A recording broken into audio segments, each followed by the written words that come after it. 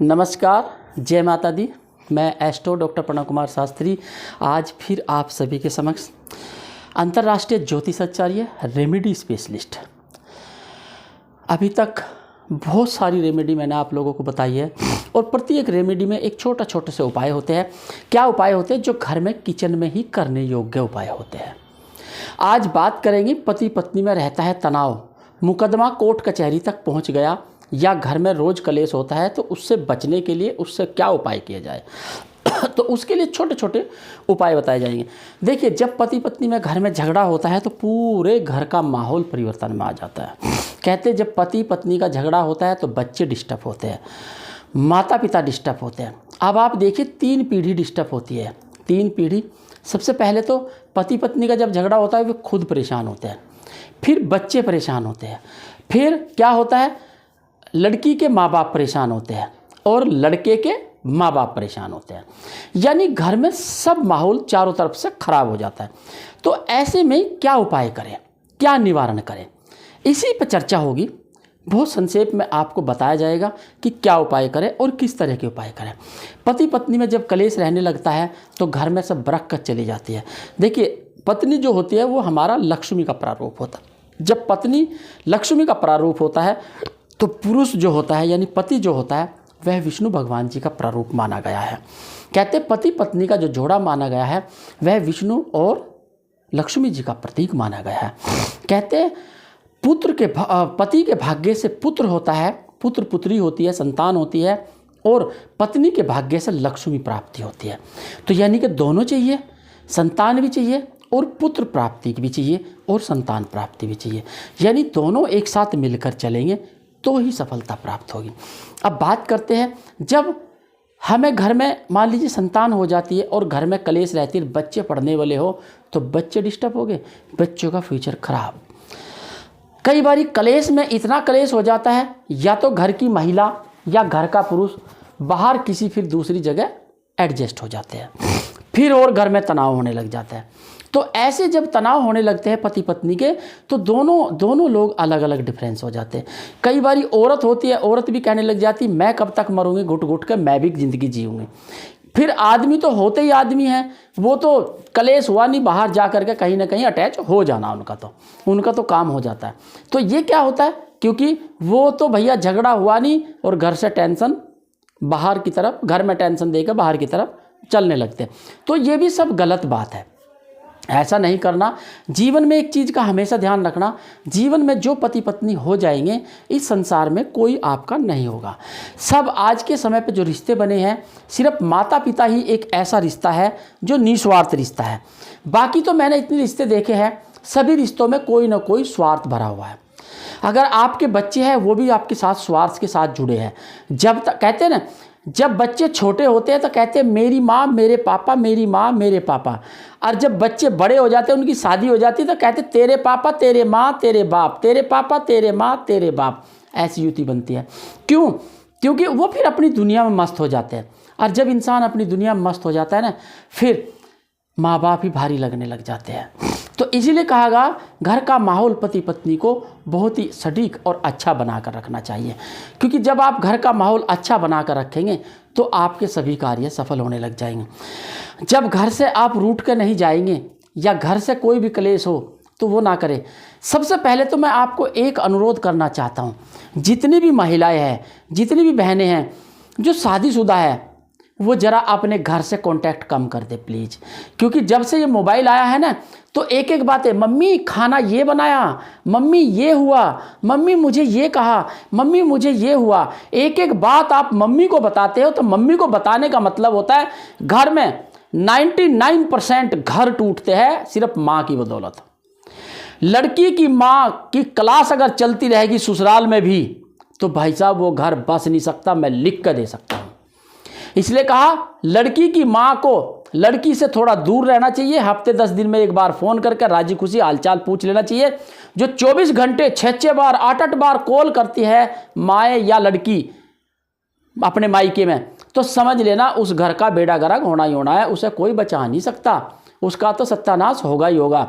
क्योंकि 99% महिलाएं यही चाहती है कि मेरा दामाद तो श्रवण कुमार हो, मेरा दामाद तो श्रवण कुमार हो और मेरा बेटा भी श्रवण कुमार हो, ठीक है, बेटा श्रवण कुमार हो। लेकिन कोई ये नहीं चाहते कि पत्नी के साथ एडजस्ट करके रहे, क्योंकि इसमें बहुत सारी दिक्कतें। अब मैं तो ये कहता हूँ, जब आपने कन्यादान कर दिया तो फिर आपका क्या महत्वता रहता है। हाँ, कुछ परिवार ऐसे हैं ससुराल वाले जो लड़की को परेशान करते हैं, तो उसमें थोड़ा इंटरफेयर करे, उसे भी प्यार से समझाया जाए, उसके लिए भी तनाव झगड़ा कलेश ना करे। और एक चीज़ का ध्यान रखना, मान लीजिए लड़की है, लड़की झगड़ा करके कलेश करके उधमबाजी करके अपने मायके चली जाती है, और कुछ दिन रहने के बाद जब मायके में भी पता चलता है तो फिर ससुराल में किस मुंह से आती है वो लड़की। तो इसलिए पहले ही थोड़ा शांत रहे। जब पति पत्नी का तनाव होता है, दोनों में से एक को चुप हो जाना चाहिए, या तो पति को और या पत्नी को। कोशिश करें कि घर के झगड़े की बातें, घर में कि जो कुछ भी झगड़ा हो रहा है, लड़की माँ को ना बताए। अगर लड़की माँ को बताएगी, मैं गारंटी दे रहा हूँ वो घर टूटे ही टूटेगा। और जिस लड़की की शादी के बाद भी माँ की क्लास चल रही होती है, तो समझ लेना 99% घर टूटेगा, क्योंकि वो खुद एडजस्ट नहीं हो पाती लड़की फिर। तो इसलिए लड़कियों को एडजस्ट होने का मौका दीजिए, उसको नए माहौल में गई। देखिए, अगर आप एक खरगोश का बच्चा या एक डॉगी का बच्चा पप्पी लाते हैं, तो क्या करते हैं, उसे भी एडजस्ट होने में 10-15 दिन 20 दिन महीना लग जाता है। तो एक लड़की 20-25 साल अपने माँ बाप के यहाँ रही है और एक नए परिवार में जाती है, तो उसको एडजस्ट होने में 1-2 साल लग जाता है कई बारी। तो उसमें माँ बाप को इंटरफेयर ना करें, खासकर लड़की के बाप को तो गुस्सा शांत रखना होता है, क्योंकि उस परिवार में लड़की जाती है तो थोड़ा शांत रहना चाहिए। कहते हैं लड़की के माँ बाप जितना निभकर रहेंगे, इतना लड़की का रिश्ता ज़्यादा चलता है, क्योंकि लड़की का रिश्ता थोड़ा शांति से चलता है। अगर आपने लड़की के रिश्ते में थोड़ा उधमबाजी करी, थोड़ी परेशानी करी, तो घर में तो क्लेश होगा ही होगा। दामाद एक ऐसे होते हैं, आप उनको प्यार दोगे तो प्यार मिलेगा, ध्यान रखना। आप उनको नफरत दोगे तो वो नफरत देंगे फिर आपको। दामाद भी, क्योंकि दामाद भी तो तभी बनेंगे ना जब मतलब आप उनको उस जैसा प्यार दोगे। जब आप अपने लड़के में और दामाद में अंतर मानोगे तो दामाद कैसे मान लेगा फिर तुम्हें अपना। कुछ परिवार मैंने ऐसे देखे हैं जो बस अपने बेटे को मानते हैं, दामाद को तो अरे छोड़ो, मेहमान है, आया गया, कोई बात नहीं, इनके तो यही काम है। तो फिर उस घर में दामाद ही कैसे एडजस्ट हो जाएगा। तो कई सारी चीज़ों में दोनों को देखना होता है। यहाँ दामाद खराब है, सुधारा जा सकता है, लेकिन सास ससुर ही खराब हो तो उनको कैसे सुधार लोगे आप। कुछ होते हैं इस तरह के, मैं मानता हूँ, लेकिन फिर भी मैं यही कहता हूँ कि दामाद तो दामाद ही हो। मैं आपको बता दूँ, जिस घर की चौखट का दामाद नाराज होगा उस घर का सर्वनाश होता है, ध्यान रखना आप। क्योंकि दामाद एक अतिथि होते हैं, अतिथि जो होते हैं वो इस तरह से पूजनीय होते हैं। अगर वो नाराज है ना तुम्हारे घर का, तुम्हारे पे पैसा बहुत हो सकता है, सब कुछ बहुत हो सकता है, लेकिन अंत समय बहुत बुरा होगा तुम्हारे लिए, ये भी याद रखना आप। ये सच्चाई है, हकीकत है, ये वेद शास्त्र में भी आप पढ़ लीजिए। आपने देखा कि जब महायज्ञ हो रहा था तो राजा दक्ष ने भगवान शंकर को नहीं इनवाइट किया था, तो पार्वती ने वहाँ अग्नि में जा कर के समाधि ले ली थी। तो वहाँ देखा क्या तांडव हुआ था। तो यही होता है कि जब दामाद भी रूठ जाए तो ऐसी स्थिति बनती है।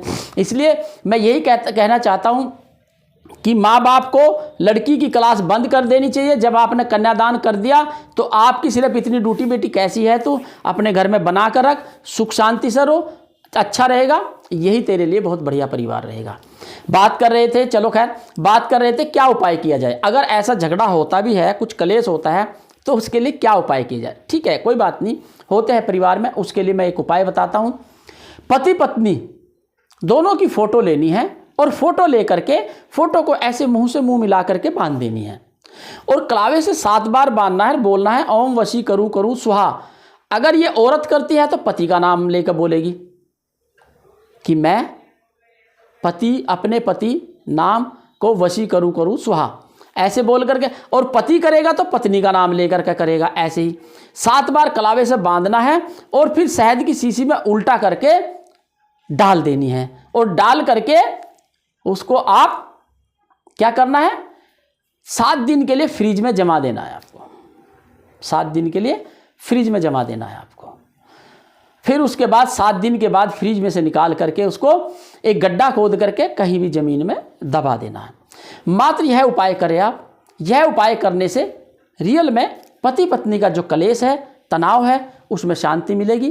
करके देखें, यह उपाय जरूर सफलता प्राप्त होगी। नमस्कार, जय माता दी। हाँ, यह उपाय किस दिन करना है ये विशेष है।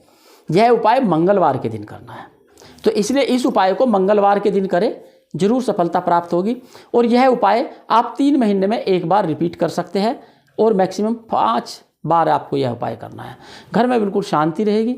बस करें यही उपाय। मेरे YouTube चैनल यहाँ तक देख लिया है तो लाइक और शेयर और सब्सक्राइब जरूर करें। नमस्कार, जय माता दी।